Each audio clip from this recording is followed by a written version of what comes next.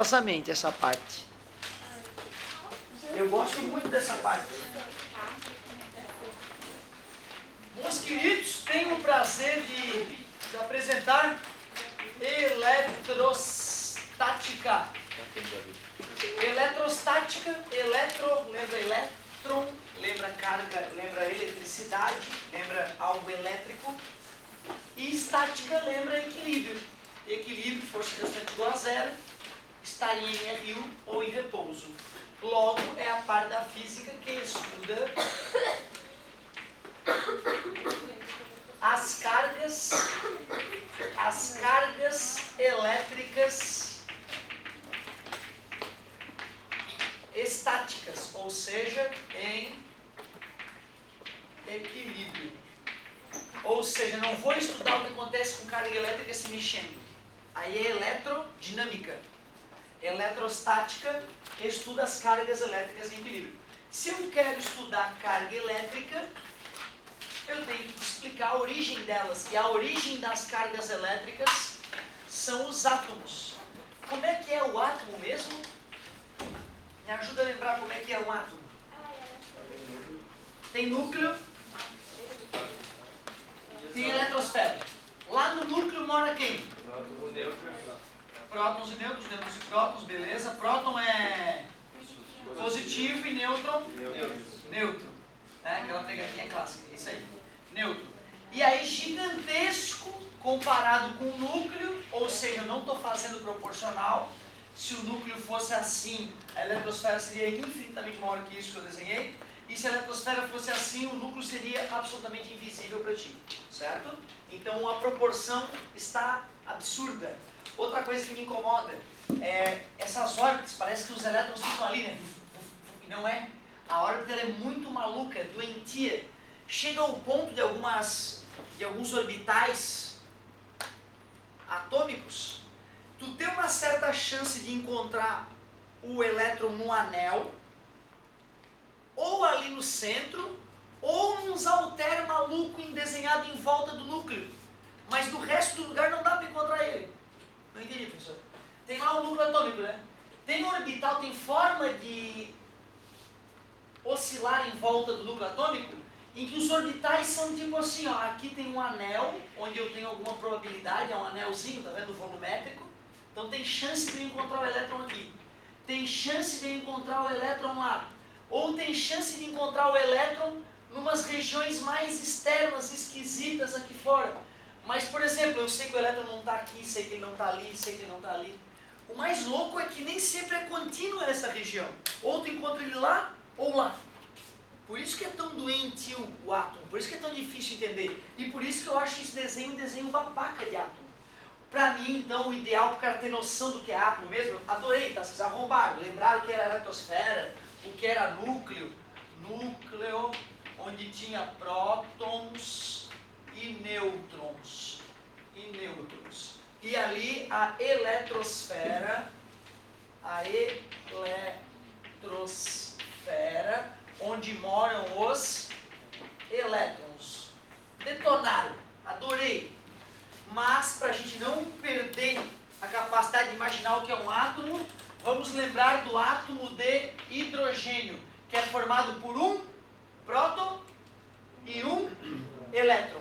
Se o próton fosse a menor poeira que o amigo pode ver ali na mesa dele, que vocês aí jamais enxergariam, porque é muito pequena a poeira, se aquilo ali é o próton, a eletrosfera, ela fica mais ou passa ali para o chão um pouquinho, né, mas ela fica ali pelo teto, mais ou menos, certo? E ela é feita do quê? Ela é feita de nada, na verdade. Ela não é uma entidade colocada ali e sempre presente. Ela é formada pela presença de um sujeitinho chamado elétron, que anda, a depender da temperatura do átomo, anda a uns 30% da velocidade da luz, oscilando ali em volta. Ele dá trilhões de voltas por segundo em volta do núcleo atômico.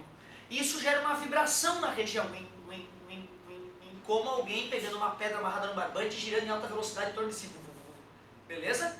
E ele pode estar próximo do núcleo, ele pode estar aqui, ali. Ou seja, ele não fica girando num círculo perfeito. Pelo contrário, ele passa perto do núcleo, ele vai longe. E se tu vai acompanhar o movimento dele, cara, é um movimento muito errático, muito maluco. E não dá para prever com certeza onde ele vai estar. Ele tem uma probabilidade de ser encontrado em uma certa região. Outra, quando faz alguns experimentos com elétron, ora ele se comporta como uma baguinha, ora ele se comporta como uma onda mesmo, uma onda eletromagnética. Vai demorar um pouco para a gente entender exatamente o que é uma onda eletromagnética. Então o elétron é um bicho difícil de compreender. E como ele é um cara que compõe os átomos são difíceis de entender. Uma das coisas absurdas é que, na verdade, o átomo de hidrogênio é um grande vazio. Não tem ninguém aqui. Se eu congelei nesse momento, né, e eu digo que o elétron tem uma probabilidade grande de estar nessa regiãozinha aqui, em algum lugar daquela região, não tem nada nesse momento aqui. Só que está pausado o vídeo, né? Se eu fosse chegar com outro átomo por aqui, aí soltei o vídeo. Quando eu for chegar o outro átomo aqui, a eletrosfera desse átomo vai ser repelida pela eletrosfera dele, e apesar dos dois serem ocos, um não passa por dentro do outro.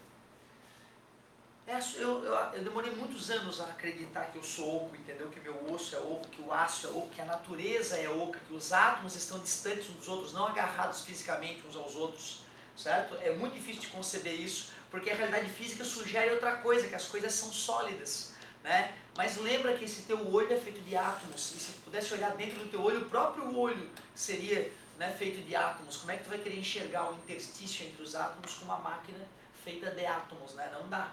Certo? Então, legal tu lembrar que o átomo ele é aquela eletrosfera vibrante e que ele é vazio, que ele é oco. Certo? Qual experiência que nos mostrou isso? Tu lembra qual foi a experiência que provou que o átomo é assim? Que não pode ter sido um doente que falou, né? Que não dá para ver o átomo. Rutherford e Bohr, a experiência da fina lâmina de ouro, lembra? Pegou uma película de ouro muito mais fina que um fio de cabelo, mas ela era uma película de ouro, ou seja, ela é sólida, teoricamente. E jogaram partículas, né? Alfa, beta e gama, partículas de material radioativo, nessa placa de ouro. Se realmente é sólido e essas partículas são sólidas, então quando o sólido se jogar com o sólido, alguma coisa vai acontecer. E o que perceberam é que a grande imensa maioria dessas partículas passava reto, como se a lâmina de ouro não estivesse ali. Uma ou outra partícula era desviada, uma ou outra partícula voltava, certo? E aí, fazendo as contas, se percebeu que o núcleo é 100.000 vezes menor que a eletrosfera. E que, na verdade, a natureza parece ser contínua, mas ela não é contínua, ela é feita de pequenas partículas que, na verdade, estão a uma certa distância uma da outra, conectadas por forças eletromagnéticas, por forças de campo, que viajam. Legal. Agora que eu te dei uma noção realista de átomo, aí o que está acontecendo com o átomo? Alguém lembra? Está esquentando, claro, dilatação térmica. Né? Ano passado a gente viu isso, não foi? Beleza, muito obrigado, amigo. Aumentando a temperatura. Show de bola.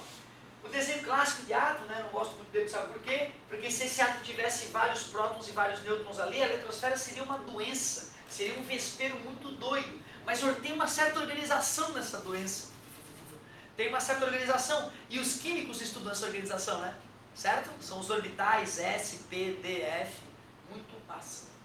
O senhor está querendo me dizer que aquela distribuição eletrônica, os pólen e tudo mais que acontece depois dos orbitais e tal, os números quânticos, os 4 números quânticos, né, que a gente usa para determinar um elétron, é para localizar onde ele está em volta do núcleo atômico na eletrosfera? Isso. É para organizar essa loucura que é a eletrosfera. O homem criou aquele sistema muito criativo. Muito bem. A química fica feliz em lembrar que o próton a carga é mais 1 e o elétron a carga é menos 1. Certo? Nós não vamos ficar satisfeitos aqui na eletrostática, nós queremos mais. Então o homem foi investigando qual era a carga elétrica de um próton e de um elétron comparado com cargas elétricas que eles já tinham padronizado. E a gente conseguiu o valor desta carga elétrica elementar. O que seria essa carga elétrica elementar? É justamente a carga de um elétron, ou a carga de um próton. Como eu posso falar de próton e elétron, eu vou usar o mais ou menos ali. Esse valor, tenho esperança que dentro de 15 dias, tu tenha decorado ele. 1,6 vezes 10 na menos 19 Coulomb. Aquele Czinho ali é em homenagem a um cientista que nós já vamos estudar na continuação. Coulomb. Mas espera aí, cara. Tu é feito de quê mesmo? De átomo. Tu é feito de átomo. Então tu está entupido de carga elétrica, né? Como é que eu encosto em vocês quando vou atender vocês aí na carteira acabou? Encostando sem querer quando eu vou desligar a câmera e voltar e não sinto nada de elétrico acontecendo. Porque apesar de seres elétricos vocês serem, o número de... Vocês são corpos neutros, não é? O que são corpos neutros? O número de prótons é igual ao número de elétrons. Então, o que são corpos positivamente carregados? Obrigado.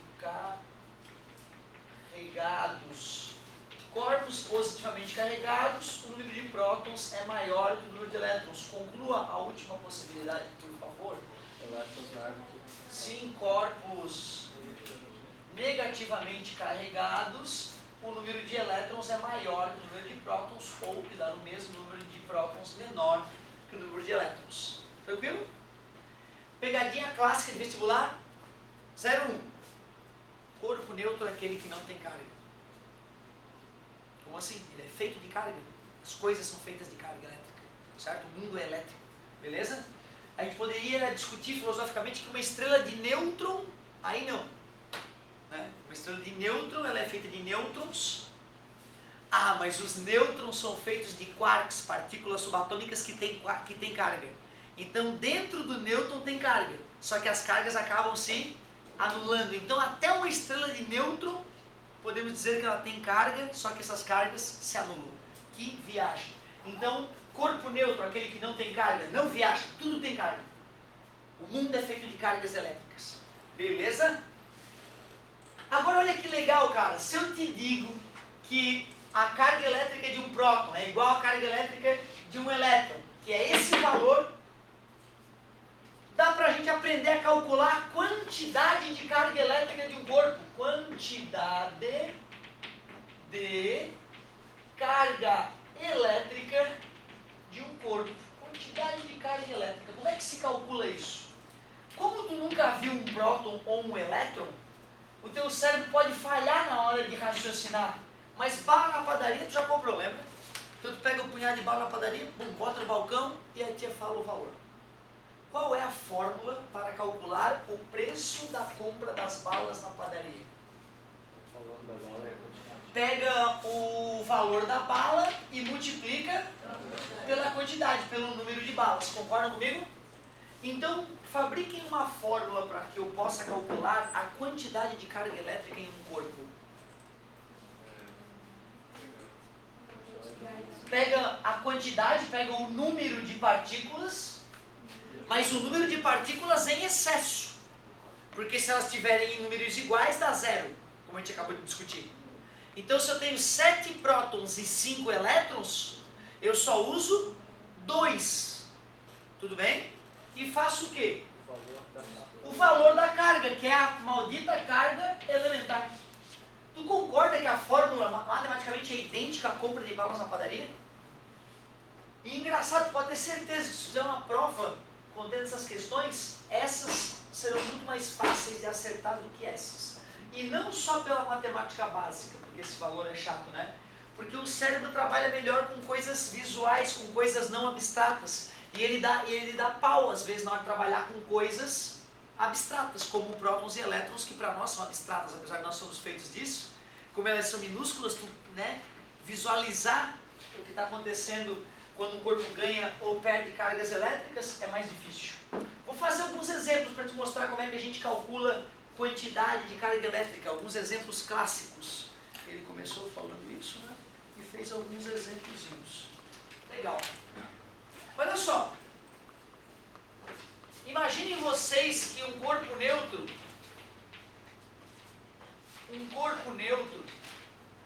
recebe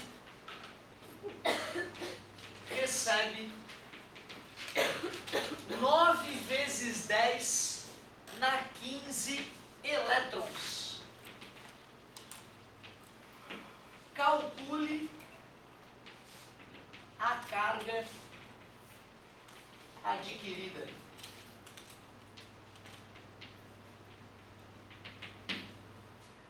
Tu vê que sacanagem que já aconteceu ali. Ó. Eu te apresentei uma grandeza física nova, né? Quantidade de carga elétrica, certo? Aí fiquei íntimo já e falei a carga elétrica durante a explicação. A carga elétrica já parou de ser quantidade, né? E agora mesmo eu já abracei o cara e falei, calcule a carga. Né? É que nem o cara, qual é o teu nome? O cara falou o nome completo. Quantidade de carga elétrica. Aí depois tu chama o cara de carga elétrica, né? Certo? É o teu parceiro chamou o sobrenome, carga elétrica.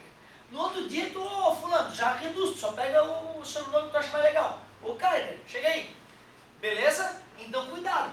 Falou em carga, não fica pensando em C não. Pensa em quê? Que de quê? Quantidade. Honesto, né? Que de quantidade. Beleza? Um corpo neutro recebe... Peraí, se ele estava neutro... Zero, igual, era o mesmo número de prótons e elétrons. Aí ele recebe aquela quantidade de elétrons. O que eu posso concluir? Que é o excesso, né? Que é o que vai ficar em excesso, certo? Então, quantidade é o número de partículas em excesso vezes a carga elementar. 9 vezes 10 na 15. Professor, não foi elétron demais? Não. Às vezes uma esfregada de dois corpos pode transferir de um para o outro essa quantidade inenarrável de elétrons. Inenarrável. Mais ou menos. Mais ou menos.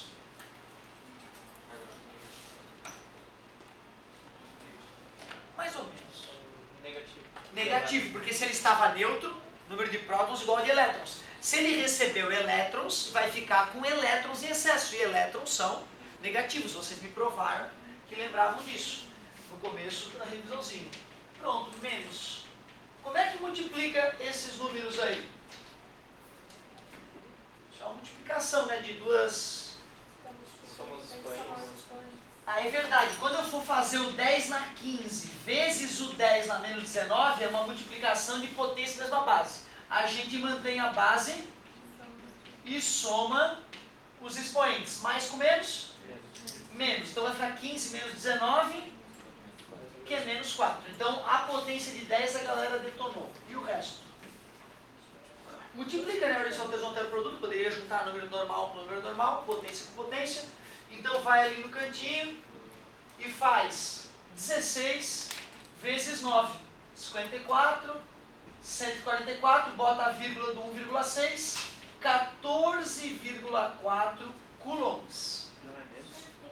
Claro, né? Mais com menos, menos. Afinal, ele tem excesso de elétrons. Só que a gente não gosta de deixar a resposta dessa maneira, porque não está em notação. Para que o número esteja em notação científica, só pode ser um dígito à esquerda da vírgula, e esse dígito não pode ser zero. Ou seja, nós vamos pegar aquela vírgula e dar um pulo para a esquerda. Mas, para que eu continue representando o mesmo número, dá menos 3, né? 10 menos 4 significa que tinha que dar 4 pulos para a esquerda, né? Se eu der um pulo para a esquerda, eu já só vou precisar dar mais 3. 10 na menos 3 coulombs. Beleza, galerinha? Primeiro exemplo light, né? Tranquilo? Um exemplo outro clássico também é aquele em que o cara fala a quantidade de carga. Um corpo, exemplo 2. Uma nave alienígena mais divertida, né? Mas geralmente a galera trabalha com coisas mais normais. Um corpo possui carga de... Minha mãe mandou 1,2 ou 12 vezes 10 na menos 3 coulomb. Determine o número e o tipo de partículas em excesso. E aí, meus queridos, nesse caso, o que faríamos? Parabéns, bota, ó, o amigo está absolutamente consciente do que está fazendo. Aquele valor é a carga, e carga é quantidade de carga, então bota no quê? E deu, né? O que mais? Substitui a carga elementar, parabéns, a quantidade de carga elementar, se preferir, no incompleto. Passa dividindo. Parabéns. Passa dividindo e marca um golaço. Q igual a N vezes carga elementar. A quantidade de carga foi dito. Pá. O número de partículas foi a pergunta. Só que agora eu questiono. Essa carga elementar é positiva ou negativa por quê? Essa carga elementar é positiva ou negativa por quê? É positivo porque o 12 é positivo. Legal. Olha só que interessante a ideia do colega. Como a carga não tem sinal ali, ela é positiva. Quer dizer que o corpo estava positivamente carregado. Então eu já sei que ele tem excesso de próton. Então aquela carga é oriunda de prótons. Então eu vou ter que usar a carga do próton. 1,6 vezes 10 na menos 19. Vou pegar aquele número e vou passar 12 vezes 10 na menos 3 dividido por 1,6 vezes 10 na menos 19 é igual a N. N é igual... Como é que eu faço essa conta aí, meu Deus? Diminui os expoentes. Mantém a base e diminui os expoentes. Menos com menos? Muito obrigado. 10 na 16. O que mais? Divide 12 por 1,6. Igual às casas. E na vírgula vai dar 5 dá 80. 5 dá 80. E eu quero mais a metade dele, vai dar 7,5, né? Mas tudo bem. 7, 42 vai 4. 7 mais 4 é 11. Sobra 8, vírgula abaixo do zero, 5. Então vai dar 7,5 vezes 10 na 16 o quê?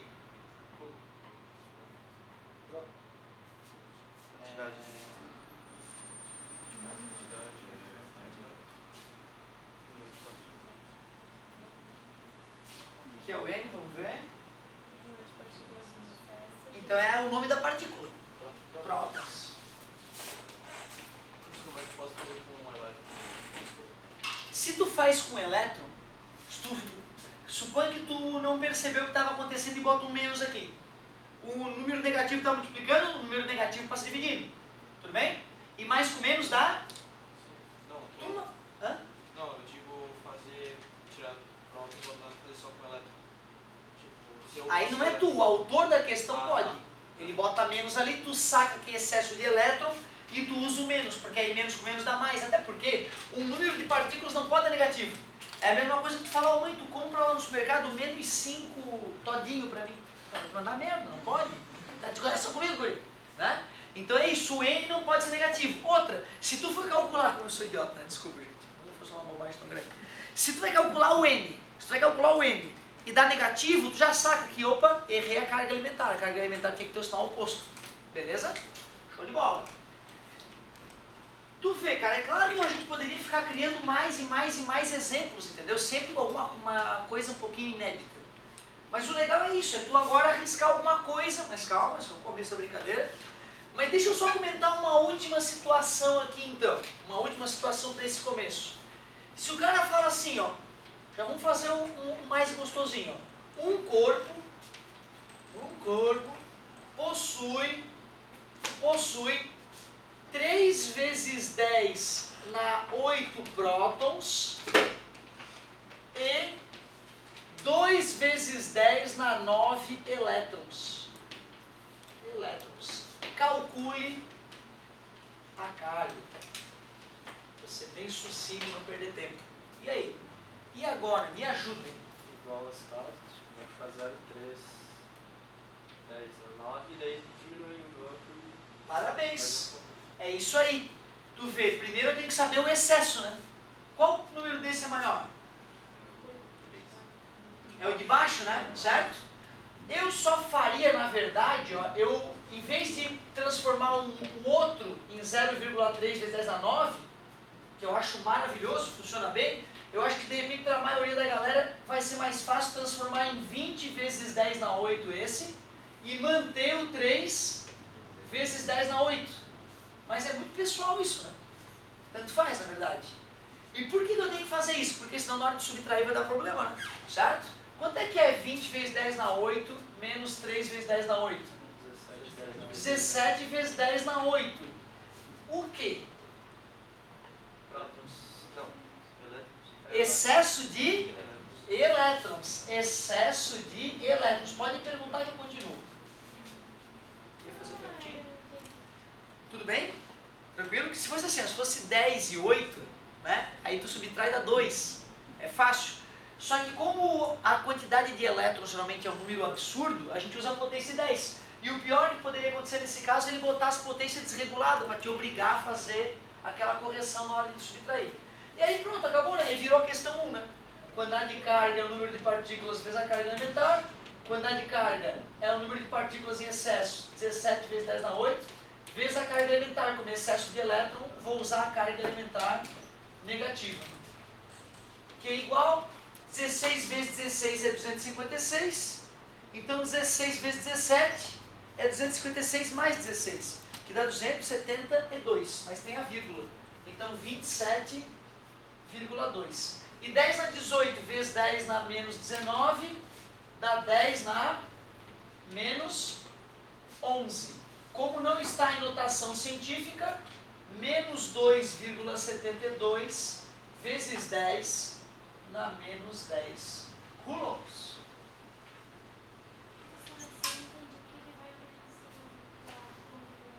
Isso aqui, né?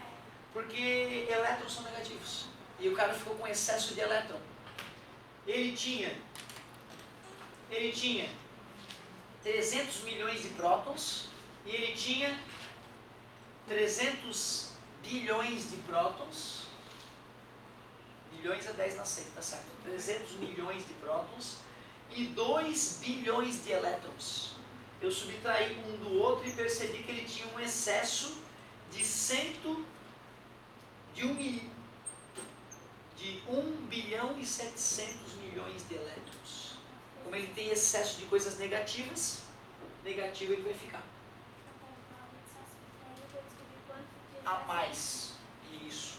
Quanto ele tinha a mais de uma coisa em relação a outra. Por isso que talvez a coisa mais importante tu entender dessa forma, como eu te provei, é que nem comprar bala na padaria. Certo? Mas o mais importante é tu entender que esse N é o número de partículas em excesso. Desculpa, Demar. Então, nesse caso, tu disse que o 2 vezes 10 a 9 é maior que o 3 vezes 9 porque se trata de elétron. Não. É porque o 10 na 9 significa 10, multiplicar 9 vezes por 10. E o 10 na 8 significa multiplicar 8 vezes por 10. Mesmo que eu trocasse os nomes aqui, se eu trocasse os nomes, esse número continuaria sendo maior. E aí os prótons seriam a mais. E aí a carga elementar seria positiva. O resultado final positivo. Beleza? Resumindo, tu decide entre o mais e o menos, analisando o problema e vendo se a coisa tem excesso de prótons, positivo, ou excesso de elétrons, negativo. E também fiquem tranquilos que eu quero ir mais devagar nessa parte, tu vê. Essa eu estou indo num ritmo bem mais lento do que nas outras. Claro, de composição de vetor. Terceiro ano de composição de vetor, né, o cara se sente mais à vontade de dar uma avançadinha mais rápido. Isso aí não, isso aí ninguém viu antes. Tem colégio que trabalha isso no segundo ano, por incrível que pareça. Tem colégio que se organiza para ver toda a matéria do ensino médio no primeiro e no segundo. Para no terceirão só revisar mesmo. Certo? Vamos que vamos. Vamos que vamos. Outra coisa legal, eu não sei se ele já começa falando de eletrização por atrito. Depois disso, deixa eu ver o que ele fala. Ele fala de eletrização por atrito. Já fala nessa... Na página 2 ele já fala. Mas ele só explicou rapidinho ali, mais ou menos. Né? Vou falar sobre isso. Mas na próxima aula ele deve falar dos processos de eletrização mesmo. Ou não? Não, é eletrodinâmica, óbvio, é eletrostática. Mentira minha! Olha só. 90% dos materiais trabalham primeiro eletrostática para depois trabalhar eletrodinâmica. o nosso material é um pouco diferente. A sorte minha é que o começo é idêntico. Eu preciso te falar do átomo e preciso te falar da quantidade de carga. Mas nós vamos deixar a eletrostática para depois e nós vamos começar, na verdade, eletrodinâmica. E na eletrodinâmica, estuda as cargas elétricas em movimento.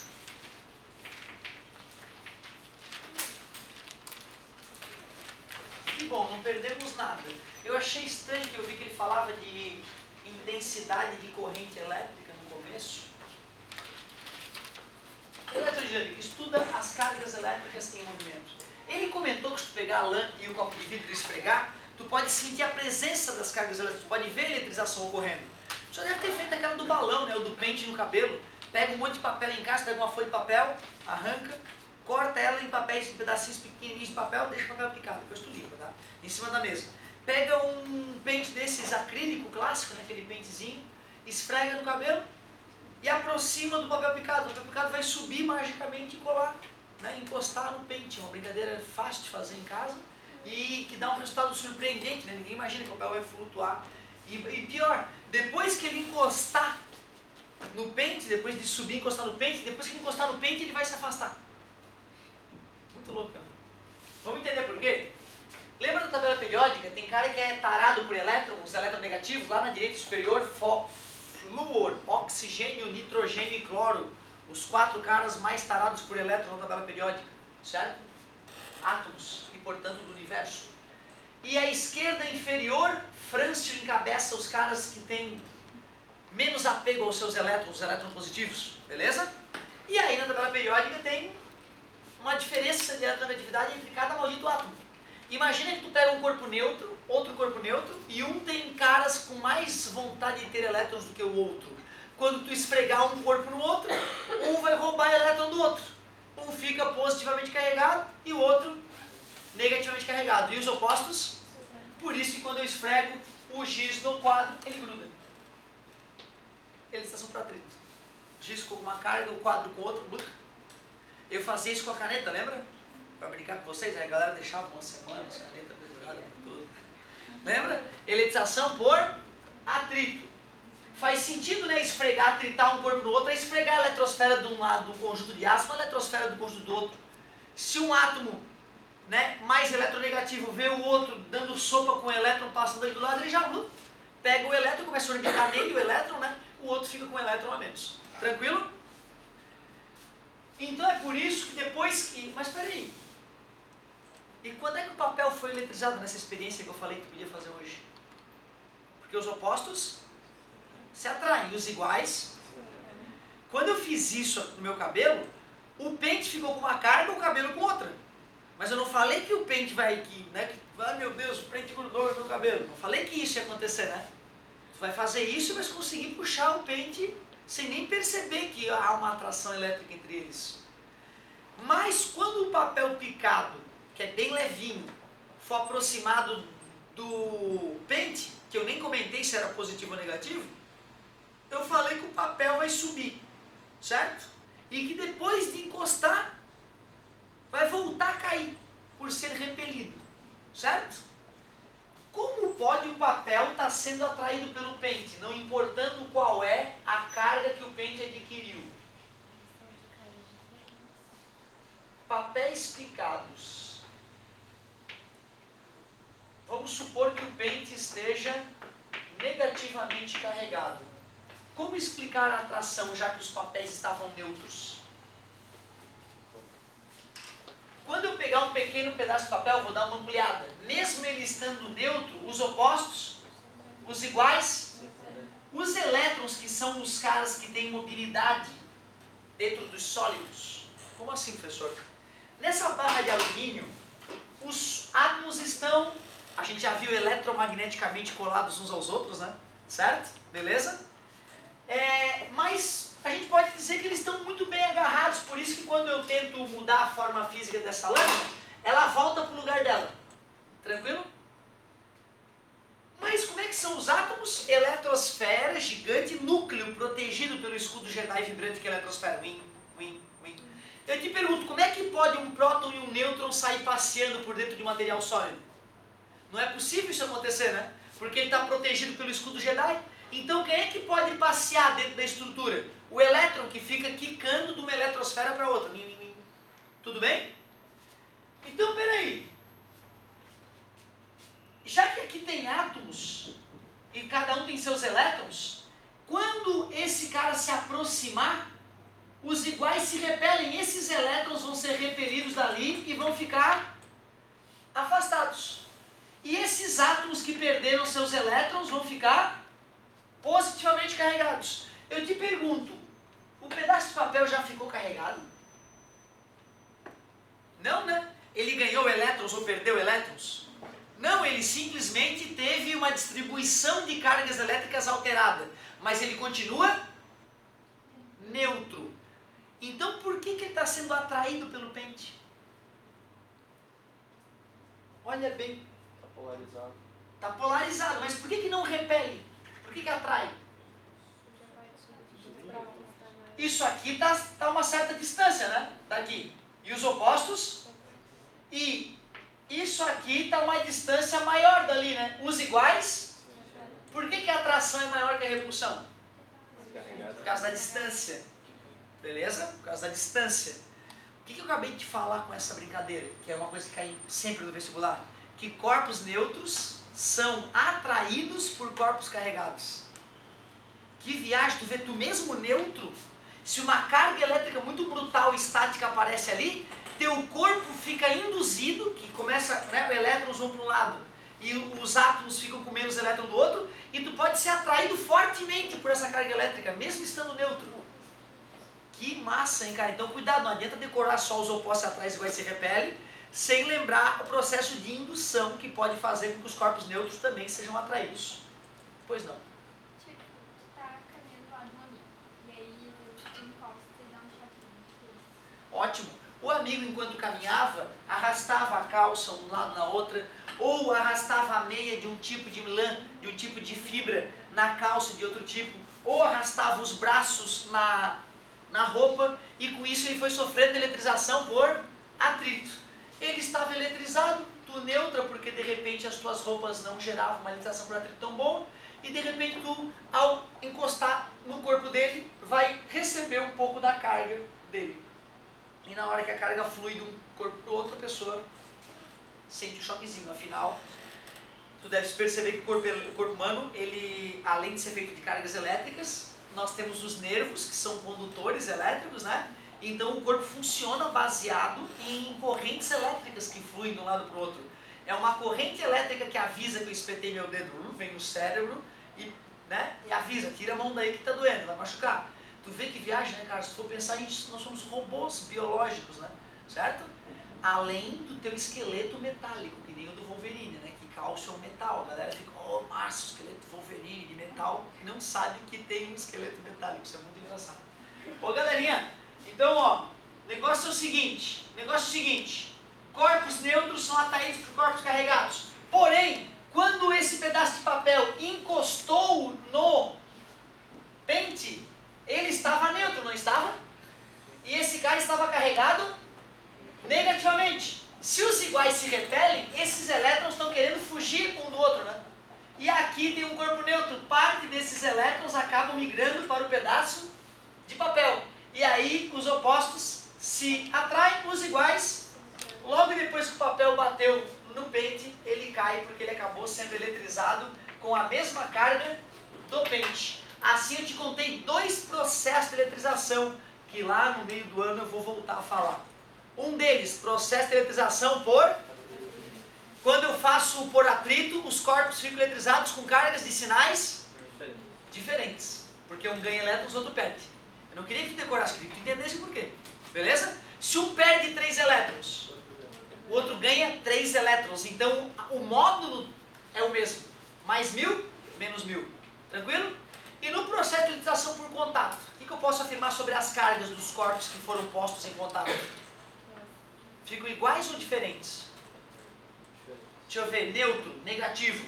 Ficou o quê? Ficou negativo. Não foi o que eu acabei de explicar? Era negativo, o cara era neutro, encostou, ficou negativo. É neutro, positivo, encostou, vai ficar positivamente carregado. Então, na eletrização por contato, os corpos adquirem cargas com sinais de mesmo sinal. Tranquilo? É só uma palhinha do que vai acontecer na eletrostática futuramente. Bateu o sinal do recreio? Se uma ele tem elétrons e os prótons ele se repele, o professor disse que no pente vai ficar com a mesma carga, por que depois do tempo o ímã não se repele? Por que depois de um tempo o ímã não se repele? Ótima pergunta. Porque os ímãs não estão carregados eletricamente. Eles estão neutros. É um outro processo que faz os campos magnéticos existirem. Beleza? Parabéns. Então, cuidado. Os ímãs não estão carregados positivamente e negativamente. Eles estão neutros. É uma outra coisa estranha que está acontecendo lá dentro dos átomos, a forma dos elétrons orbitar lá dentro que gera o campo magnético. Boa tua pergunta aí. Ô galerinha, olha só. Imagine vocês que eu tenho aqui um pedaço de fio condutor. O que é um material condutor, aliás? E o que é um material isolante? Vocês têm noção? Ou pelo menos me dá um exemplo de materiais condutores e um exemplo de, ou dois exemplos de materiais isolantes. Água que tipo? Condutor ou isolante? É condutor. Condutor em que tipo de água? Água, beleza. Então, água de torneira eu aceito. Ou água salgada, ótimo. Mas água comum, então. A água da natureza, né? Porém, tem uma água que é isolante. Água pura. Água destilada. Água puríssima. 100% H2O, ela é isolante. Beleza? Aquela água que mata. Bom, outro exemplo de condutor. Metais, ótimo. Os metais são bons condutores. Borracha, madeira, ar. Beleza? Só que tu vê, o gelo depende aí de que água que ele é feito. Se ele for feito de água normal, ele vai ser condutor. Se ele for feito de água destilada, ele seria isolante. Claro que o ar ele é isolante, mas se tu botar 1 milhão de volts, uma certa altura até aqui embaixo, um raio vai ser disparado entre um lugar e outro, mostrando que naquele momento o ar não conseguiu isolar e a corrente elétrica existiu. Tudo bem? Borracha também, água destilada também, ou seja, quando a gente fala condutor isolante é para pequenas, para voltagem, um nome errado para falar. A galera na internet me pega no meu pé porque eu falo voltagem. Eu acho uma grande babaquice para te falar, porque em inglês tem voltage, certo? Aí o cara está estudando no livro em inglês. Aí ele não tem um termo em português que fale exatamente o que é voltage. Um termo parecido é tensão. Só que tensão também serve para tensão em corda, né? Beleza? Aí o termo que eles gostam que use é diferença de potencial. Eles pedem que eu fale assim, ali 220 volts na tomada é uma diferença de... Isso. Aí de saco cheio de falar diferença de potencial, vocês são os amores, muito obrigado. Aí eles pedem para falar, professor, fala DDP. Fala DDP, diferença de potencial. E eu vou falar disso o curso todo. Mas quando o jovem está começando a pegar, eu não vejo nenhum problema falar voltagem. Porque ele vai entender o que eu estou dizendo, certo? Aí o cara que entende, ou acha que entende um pouquinho mais difícil, ele fica magoado. Ai, voltagem, não. Para, não vai saber menos física, tá, se tu falar voltagem. Só que saiba, se tu for falar com um cara que entende mais, ele for muito nariz empinado, ele vai ficar triste. DDP. Eu vou te falar depois o que é DDP, tá? Porque tu ainda não sabe o que é DDP. Agora voltagem, por que não? Desculpa, galerinha. É 220 volts, beleza? Depois eu continuo para te explicar o que vai acontecer quando a gente botar 220 volts aqui. Vai dar problema aqui. Valeu, galerinha. Daqui a pouco a gente continua.